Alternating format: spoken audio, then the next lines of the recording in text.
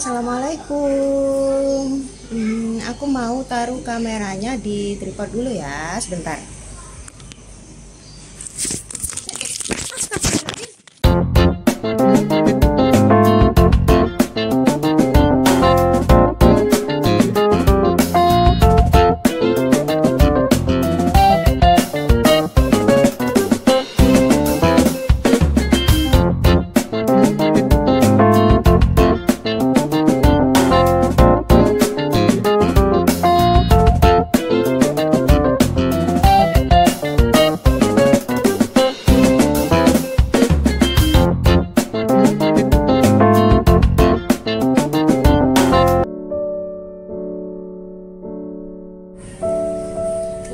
Oke, nah aku mau sharing ke kalian gimana ceritanya aku bisa sampai terinfeksi virus corona, gimana aku survive, gimana swabnya, konsul dokternya gimana, dan lain sebagainya di channel ini ya. Jadi nanti kedepannya mungkin pengalamannya akan sangat berbeda dengan antara penyintas COVID satu dengan yang lainnya, karena memang harus berdasarkan pemeriksaan dan pemantauan dokter. Oke, aku akan cerita semuanya sampai aku sembuh, hasil swab dinyatakan negatif. Kita serumah tes swab, aku, suami, sama ketiga anakku. Tuh, ketiga anak yang kecil-kecil itu ikut juga di swab. Nah, itu 2-3 hari itu udah keluar hasilnya. Nah, itu belum keluar. Katanya di sini di Sulawesi Selatan ini waktu itu sedang tinggi-tingginya kasus COVID. Jadi hasil tes aku itu 3 hari belum keluar. Nah, udahlah kita nunggu di rumah. Aduh, lama banget. Nah, selama dalam waktu menunggu hasil tes swab itu, nih aku udah ada gejala-gejala nih guys. Udah ada gejala yaitu demam. Demam aku rasain itu demam selama 4 hari. Lalu aku ada batuk juga. Ada batuk. Lalu nih punggung belakang ini rasanya kayak capek banget gitu. Kalau orang Jawa bilang itu jarem. Nah, jarem, mudah lelah. Aku juga ada sempat ada mencret juga selama 2 hari. Nah, kalau ngerasain makanan juga masih tetap, mencium aroma juga masih bisa. Nah, dan memang gejalanya memang setiap orang itu berbeda ya. Nah, oke, ketika tahu aku ada gejala-gejala itu, aku nih udah ada pikiran ke sana nih, jangan-jangan positif gitu kan. Nah, di rumah udah ada anak kecil 3, ada suami juga. Lah, saat itu juga aku udah mulai pakai masker nih, udah pakai masker di dalam rumah. Nah, yang kecil, anakku yang paling kecil itu juga sempat demam sehari. Habis itu udah sembuh. Yang kakak-kakaknya, anak nomor 1 sama nomor 2 itu biasa aja di aktivitas seperti aktivitas kayak biasanya. Nah, itu kita masih nunggu hasil swab ya. Terus suamiku juga timbul nih ada gejala-gejala, ada ya flu gitulah ya, flu. Lalu tanggal 8 Januari hasil tes swab keluar. Gimana hasilnya?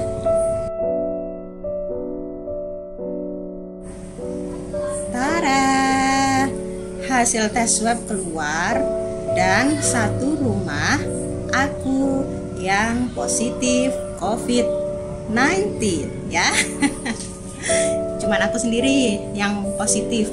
Bersyukurnya anak-anakku negatif semua. Lalu konsultasi dengan dokternya. Selama kita tahu hasil swabnya itu positif, kita konsultasi dengan dokter. Dokter menyarankan saya untuk isolasi mandiri, bukan isolasi mandiri waktu itu, untuk misah sama anak-anak. Kamarnya beda dulu sama anak-anak ya. Terus kata suami, kalau kamu mau isolasi sendiri, misah dalam kamar, itu kita udah terlambat loh, kita udah terlanjur kumpul satu rumah. Berhubung hasilnya lama keluar hasilnya tadi, kita udah terlanjur kumpul satu rumah, udah menjalani hari-hari biasa kayak hari-hari yang lainnya gitu. Jadi ini udah terlambat kalau kamu mau isolasi. Dan juga yang kedua, kasihan anak-anak nanti pasti dong nyariin aku. Terus yang paling kecil itu kan juga masih ASI. Nah nanti kalau misalnya aku harus isolasi dulu di luar, itu kan sangat-sangat hektik banget. Jadi kami putuskan buat isolasi di rumah aja dengan tetap memakai masker. Setiap hari di rumah pun saya pakai masker.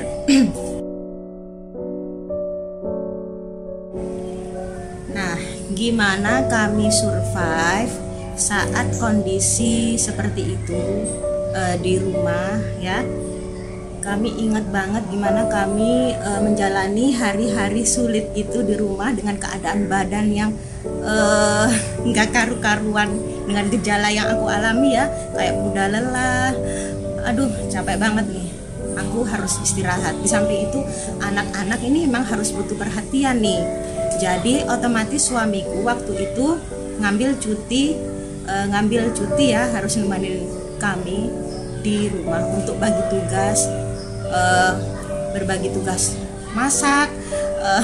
Sakit-sakit itu kami harus masak, harus mencuci, karena emang nggak ada pembantu. Semuanya kami lakukan sendiri. Harus nyuapin anak-anak, nemenin sekolah online juga kan. Nah itu aduh berat, karena dalam keadaan sakit otomatis nggak sempurna ya, tapi ya kita berusaha aja. Tanggal 8 Januari itu juga kalau misalnya boleh kami mengenang saat itu ya, itu malamnya kita diuji lagi.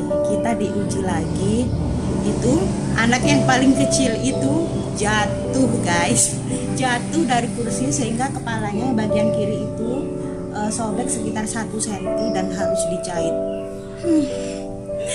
Kita bingung, satu rumah bingung, ini harus gimana ini. Lalu kita harus mencari pertolongan, pergi ke UGD. Nah, akhirnya dijahit tuh, untungnya anaknya nggak begitu rewel ya, alhamdulillah banget. Lalu hari-hari udah kita jalani seperti biasa. Oh ya, rasanya itu kalau ditanya ya, beberapa hari kemarin ada teman yang nanya gimana rasanya kena COVID gitu. Ya itu tadi udah aku rasain. Yang paling kerasa itu pas ngaji guys. Pas ngaji itu kayak terbata-bata gitu kita ngajinya, kayak nafas itu nggak sampai. Tapi alhamdulillah untungnya aku nggak ada sesak sama sekali ya, nggak ada sesak. Jadi ya Allah, la haula wala quwata illa billahil azim. Makin hari keadaan aku semakin membaik ya. Demamnya udah turun, lalu batuknya udah mulai berkurang, capek-capeknya juga udah mulai berkurang, suami juga udah mulai fit. Konsul dokternya itu pakai pakai WA, dan selama saya sakit kemarin itu obat sama beberapa vitamin itu dikirim ke rumah. Aduh, baik banget. Bagus banget pelayanannya di sini. Obat dikirimin di rumah. Jadi aku tinggal konsentrasi buat menjaga imun aku, untuk berusaha biar aku cepat sembuh gitu guys. Selama aku sakit itu ya, aku mau sharing aja. Aku dikasih obat azitromisin sama Hustab. Jadi azitromisin itu konon katanya emang buat pasien COVID ya. Lalu yang Hustab itu untuk mengobati batuknya aku. Lalu ada beberapa vitamin Ada aku minum vitamin C, vitamin E, kurkuma, sama VCO itu. Nah, tetap ya teman-teman, kalau obat dan vitamin itu harus konsul sama dokter dulu. Nggak bisa disamaratakan antara obat antara pasien satu dengan yang lainnya, karena itu melalui pemeriksaan, sebab ada dosisnya juga. Sebentar ya, dan kita berhenti dulu.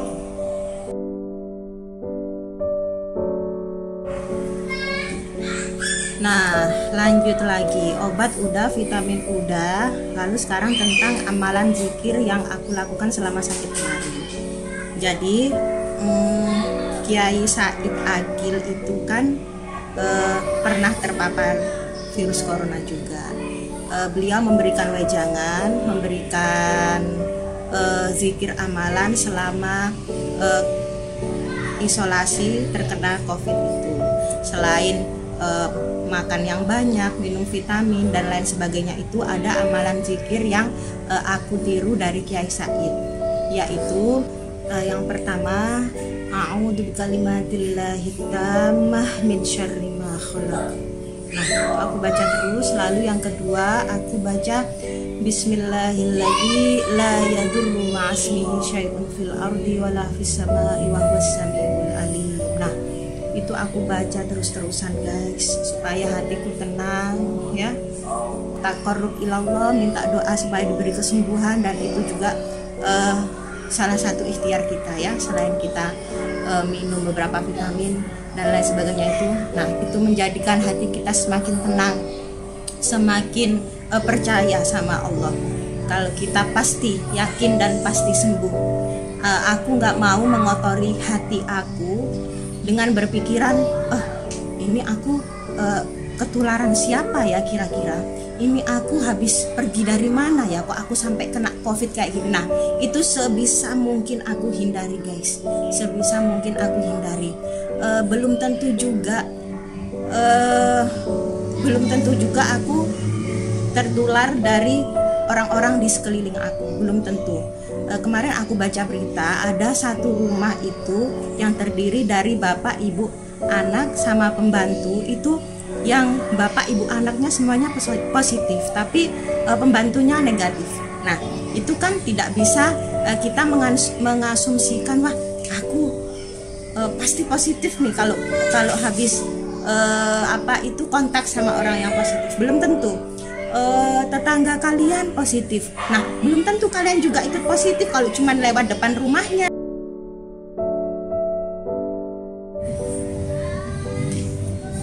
Nah, setelah kondisi kami serumah udah mulai membaik, kami pengen memastikan keadaan kami, apakah udah sembuh, apakah kami udah negatif, apa belum. Nah, kami tanya ke dokter, kapan bisa swab lagi. Lagi-lagi masih ditutup jadwal swab waktu itu karena sampelnya masih banyak banget, masih antri dan menumpuk. Akhirnya kita inisiatif pergi swab sendiri ke Makassar, dan hasilnya adalah kita semuanya udah negatif, termasuk aku udah negatif. Hasilnya alhamdulillah, suami, anak-anak negatif, bebas virus corona.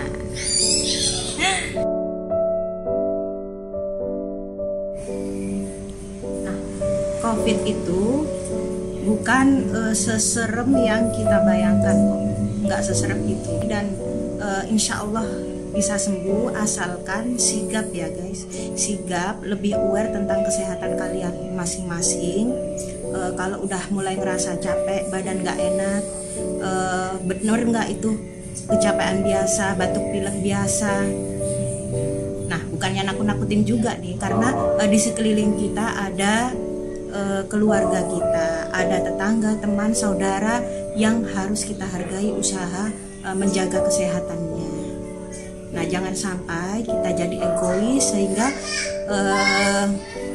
karena kelalaian kita bisa menularkan virus tersebut kepada orang lain. Naudzubillah min dzalik. Ya, jadi COVID itu nggak seserem yang kita bayangkan, asalkan sigap, penanganannya cepat dan tepat, insya Allah sembuh ya. COVID itu bukan aib. COVID bukan aib sama sekali ya. Orang yang terkena COVID itu cuman masalah nasib aja itu.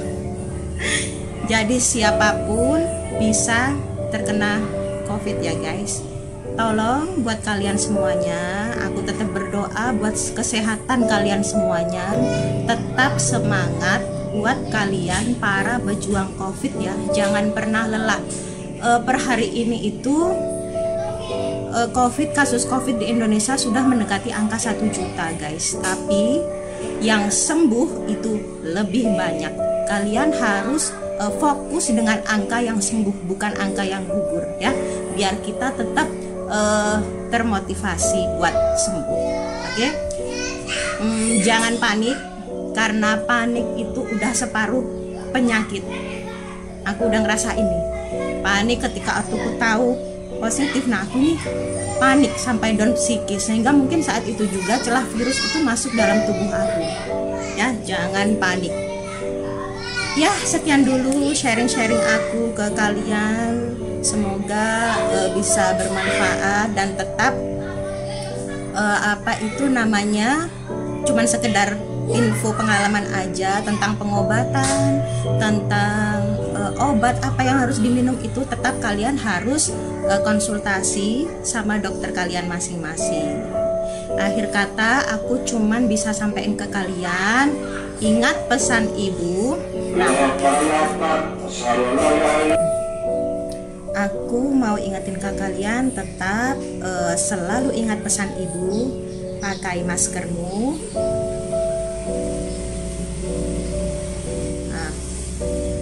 Pakai masker selalu cuci tangan, pakai hand sanitizer. Ini harus kalian bawa kemana-mana, hand sanitizer. Lalu jaga jarak kalian kurang lebih 1,5 meter ya sama orang lain, dan hindari kerumunan. Tetap waspada dan jaga kesehatan selalu. Yuk, terima kasih semuanya. Assalamualaikum.